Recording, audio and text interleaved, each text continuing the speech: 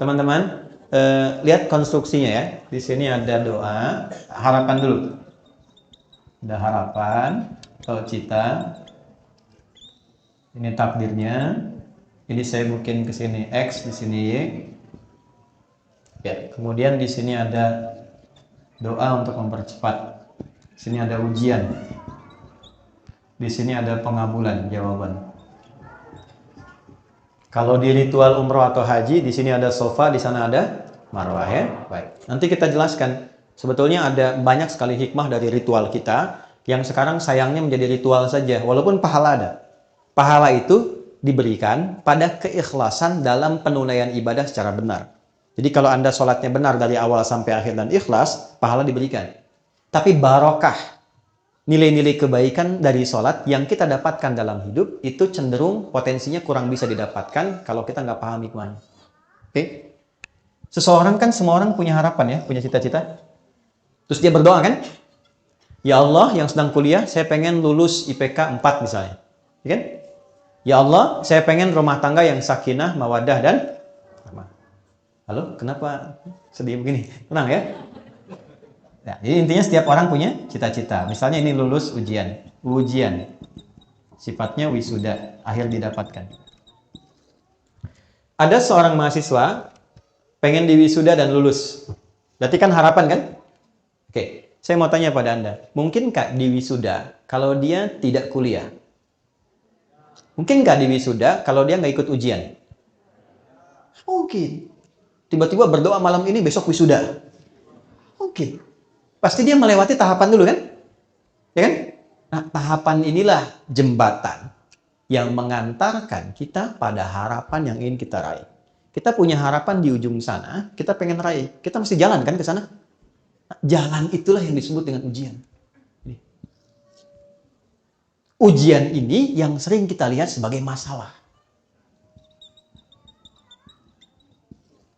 Kan kita ngerjain ujian bikin masalah kan? Masalah, solusi, gitu kan? Ya? Nah, jadi sesungguhnya ujian atau masalah ini diberikan oleh Allah kepada kita bukan ingin membuat hidup kita bermasalah, bukan. Tapi ingin mengantarkan kita pada harapan dan doa yang pernah kita mohonkan. Memang jalannya mesti ini. Makanya kenapa masalah kita beda-beda walaupun substansi rasanya sama? Karena apa yang kita alami itulah yang sesuai dengan yang mengantarkan pada apa yang kita inginkan. Doa kita apa? Masalahnya Allah turunkan supaya mempercepat pengabulan pada apa yang kita mohonkan. Jelas nggak sampai sini? Ya, jadi itu yang dimaksudkan. Tidak mungkin ada orang hidup itu tentang diuji, nggak mungkin. Nah, konsepsi ini ada di Quran surah kedua di ayat 155. Walanabluwannakum bisyai, dan aku pastikan setiap orang yang hidup pasti aku akan berikan ujian. Hidup sama dengan ujian. Hidup sama dengan masalah. Karena orang hidup pasti punya cita-cita, punya keinginan. Yang punya keinginan harus diwujudkan keinginannya lewat ujian. Maka hidup berbanding lurus dengan ujian. Artinya orang yang tidak ingin diuji tidak ingin hidup. Siapa yang tidak ingin punya masalah? Angkat tangan. Kan? Dibilang gak ingin, takut gak ingin hidup. Dibilang punya masalah, takut gak bisa ngatasin, kan? Oke, lihat dulu sini. Bisyai dengan berbagai macam. Minal khauf, khawatir, gelisah. Ini sudah mulai gelisah, jam berapa selesai gitu kan? Wal ju', mulai lapar. Wa naqsi minal amwal, sudah mulai ngitung ongkos, pulang gimana? Ya, wal anfus, ada yang sakit sampai yang wafat, ya kan? Ya, wat thamarat, yang hasil kerja kerasnya diambil orang lain. Ada yang begitu. Tapi itu mengantarkan pada harapan kita. Memang itu bukan punya kita. Yang punya kita yang lain, yang lebih baik.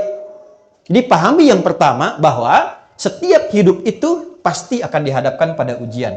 Nah, ujian ini itu pasti akan selaras dengan kadar doa yang kita mohonkan. Makanya ketika Anda sedang punya masalah, itu hasil dari doa Anda. Kayak jangan banyak berdoa. Itu hasil doa Anda yang minta, Allah kasih. Ya kan? Jadi begitu Allah kasih, Anda malah bilang, ya Allah, kenapa mesti saya? Ya, kamu kan yang minta kemarin.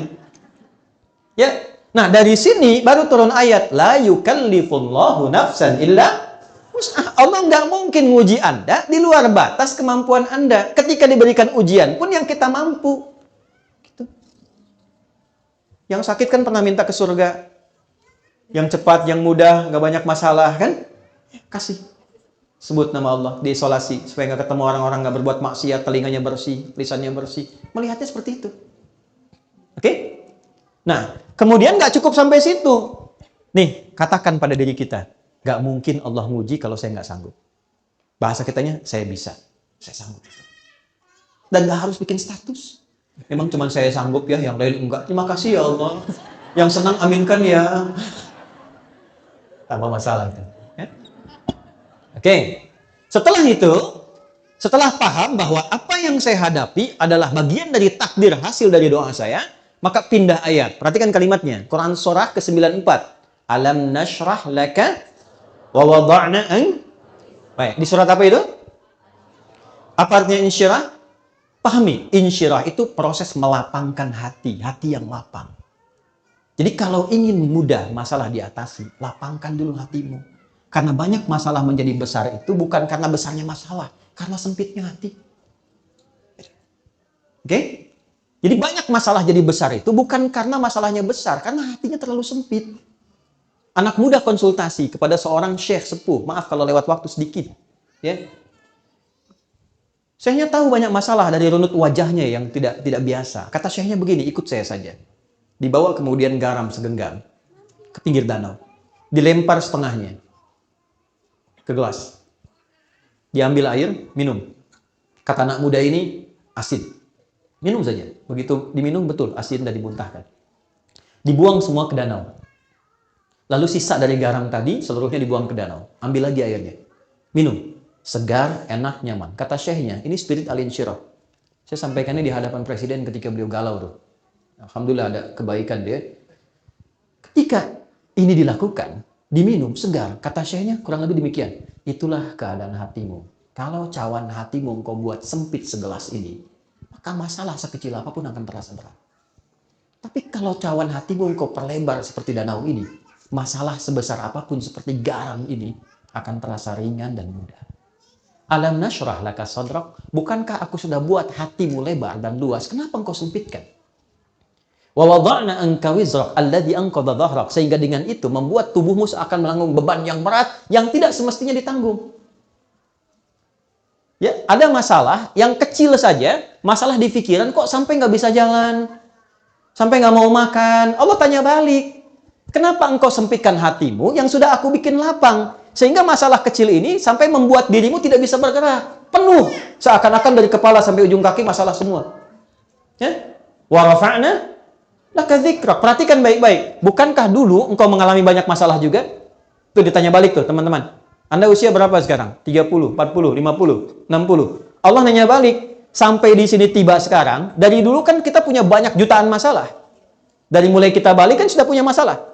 Pernah dikejar ayam, induk ayam saat anaknya dilewatin, kan? Banyak. Sampai masalah besar, kan? Nah, Allah tanya balik, ribuan masalah itu kan pernah engkau selesaikan. Kenapa yang satu ini kemudian kau merasa berat?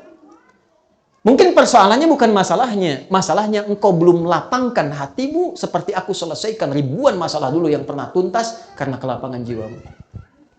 Terus kita tanya balik, ya Allah, cara melapangkan hati bagaimana? Ini yang mahal di Quran. Inna ma'al usri fa inna ma'al usri. Masalahnya kita hanya lihat terjemah. Banyaknya orang lihat terjemah aja. Kita tuh saya nggak pengen ikutan gitu sih. Banyaknya orang lihat terjemah. Di balik kesulitan ada padahal spirit maknanya tidak seperti itu. Kurang lengkap. Yang ingin Allah katakan, perhatikan kalimatnya. Inna ma'al usri. Seberat apapun masalahnya, selalu ada solusinya. Dalam bahasa singkatnya gini nih, pasti selesai. Pasti ada solusinya. Dan teman-teman, ini spirit ayatnya, ini katakan pada jiwa kita, dialogkan lisan dengan jiwa. Adi, ini pasti selesai. Bisa, nggak mungkin nggak selesai. Pasti ada solusinya. Katakan. Kita punya ayatnya, teman-teman. Di sini masyarakat Jepang itu yang praktekkan pada umumnya. Dulu tahun 95-96, itu ada acara di sini, Benteng Takeshi namanya. Seangkatan dengan Dragon Ball, kan? Tulisan Shusuke Watanabe yang kemarin baru meninggal itu. Ya?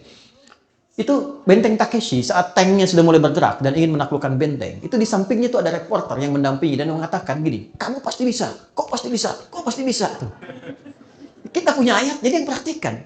Jadi ketika Anda punya masalah, satu, simpulkan, terima kasih ya Allah, kau titipkan pada saya untuk mempercepat pengabulan doaku, engkau tidak berikan pada yang lain. Terima kasih. Yang kedua, kamu pasti bisa. Pasti selesai. Inna ma'al usri, fa inna ma'al usri. Kalau sekali nggak cukup, katakan yang kedua, sampai hati merasa tenang. Kuncinya, bukan jawabannya datang dulu, bukan selesai dulu. Kuncinya hati tenang dulu. Jiwa yang tenang melahirkan keputusan yang cemerlang. Bikin status tuh. Oke, terakhir, faida faragta. Kalau hatinya sudah tenang, baru mitigasikan persoalannya. Masalahnya apa? Di rumah tangga bikin mitigasi. Kenapa suami begini? Kenapa saya begini? Oh, ini ketemu satu. Dengan ketenangan hati. Setelah itu, jangan harapkan hasil. Karena kalau Anda mengharap hasil, Anda kecewa. Serahkan hasilnya kepada siapa? Allah. Wa ila rabbika farghab. Nah, itu kalau sudah terkumpul, kita akan selalu ridho pada setiap situasi yang Allah berikan dari perjalanan takdir kita. Terima kasih ya Allah, Engkau kirimkan ini. Terima kasih ya Allah, Engkau hadirkan ini. Alhamdulillah. Ya. Makan gak makan asal ridho Allah pada kita ya. Tidak harus selalu kumpul gitu ya. Kadang-kadang kan sendiri-sendirian. Gimana? Karena ada yang bikin tema.